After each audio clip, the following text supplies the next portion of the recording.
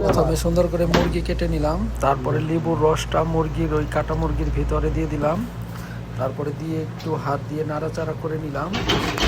তারপরে আবার মশলা দিব, মশলাটা দিয়ে কিছুক্ষণের জন্য ম্যারিনেট করে রেখে দেব।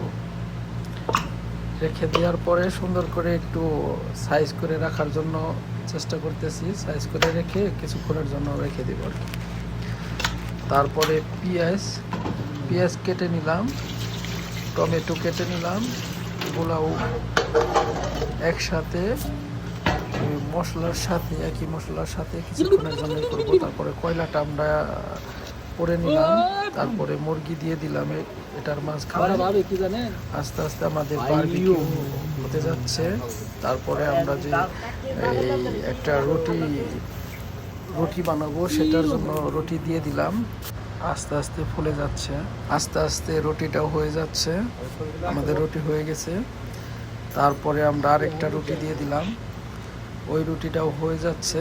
তারপরে খাওয়ার টাইমে আমি বলছি যে সবর কর, আমি হাতটা ধুয়ে আসি। ধুয়ে আস্তে আস্তে এরা সব খেয়ে সাপার করে দিয়ে ফেলেছে। আমি শুধু খালি এটা পেয়েছি, কি করবো।